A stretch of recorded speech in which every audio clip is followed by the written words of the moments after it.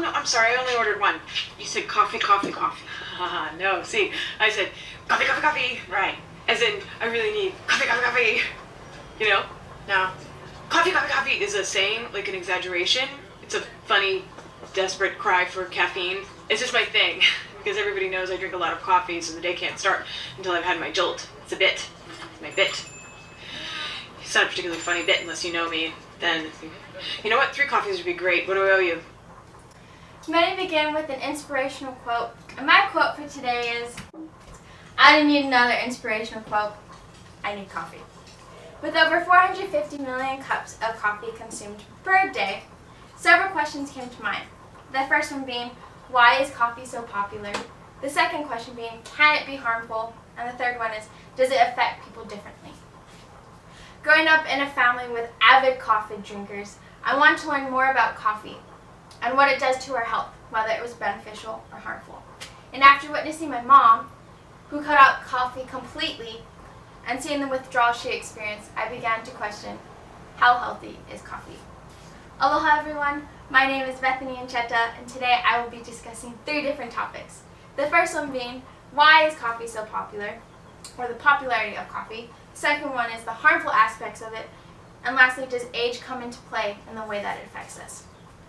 First, we must ask ourselves a very important question, why do we love coffee? Number 1 is that it keeps us awake and alert.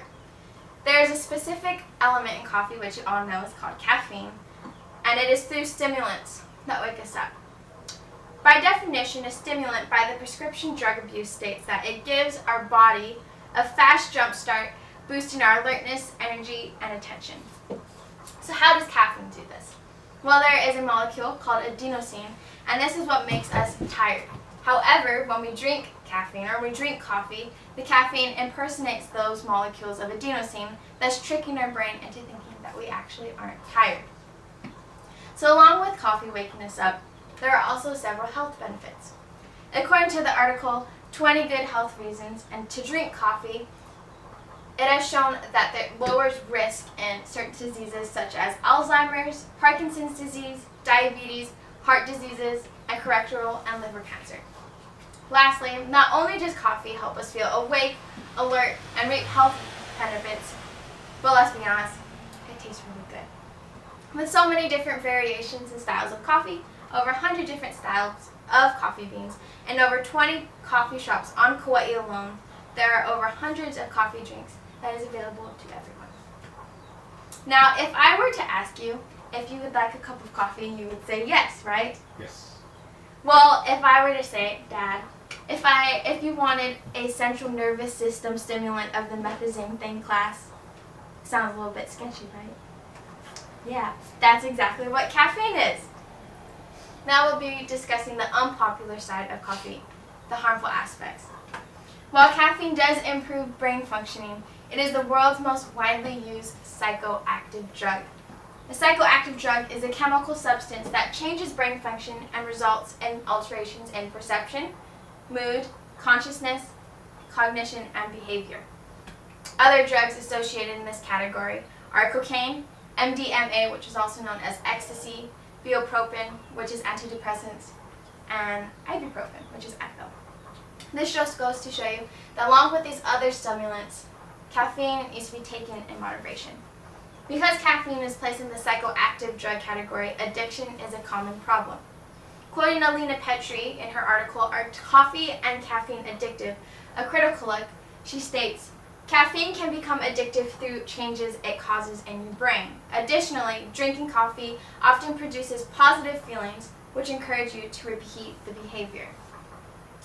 Now we'll be discussing withdrawals. About 2 years ago, my mom was diagnosed with laryngospasm, which is a muscle spasm in your vocal cords that hinders your breathing. Her doctor instructed her of certain foods to avoid. She decided to cut out coffee in her diet because that was one of the foods to avoid. However, being a consistent coffee drinker for several years, she suffered a severe withdrawal. Headaches and feelings of being lethargic were constant. However, after a few weeks, her body finally adjusted and became acclimated to no longer having coffee, and it improved her breathing majorly. When you were younger, Did any of your parents say, don't drink coffee, it stunts your growth? Well, when I was making this speech, I thought to elaborate on this, and now the question I'm going to be asking is, does age play a factor in how much coffee and how it affects us?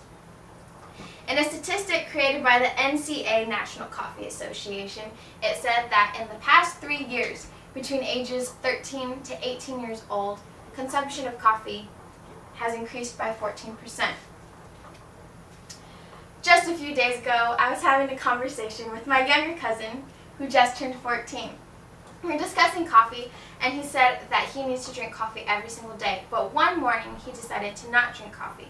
When he was in class, he said that he had difficulty paying attention and that he was falling asleep.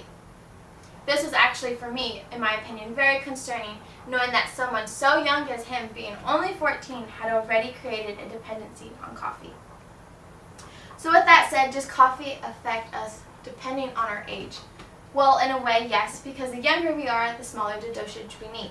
So yes, coffee does. However, it is not the only factor. For example, think about the on-the-counter painkiller Advil. When we are young, we take a small dosage. However, the older and the bigger we get, the higher the dosage it must be. Just like with any stimulant, our bodies will not stay satisfied with a simple dosage for the rest of our lives. The scientific term used to define when a person no longer responds to a drug is called drug tolerance. Our bodies eventually become used to the dosage, causing us to raise the amount we take in order to receive the same feeling that we want. So, for example, if a 50-year-old were to take the same dosage as he did when he was 5, he would feel no effect. That is because the older we get, the bigger we get, and the more we acclimate. Because coffee and caffeine is a stimulant, this is no difference. The effects of this is no different. Because adults have been drinking coffee consistently for years and years and years, they continually need to up their dosage or coffee intake in order to feel that alertness that they need to carry themselves throughout the day. So with all this said, we now know that even though age is a component, the amount that we take of, or the consumption of how much coffee we have and how consistently we take it are the largest factors. So just like everything, there are pros and cons to coffee. Effects from coffee and caffeine differ on the person, but just like everything, it must be taken in moderation. In conclusion, is coffee a friend or an enemy?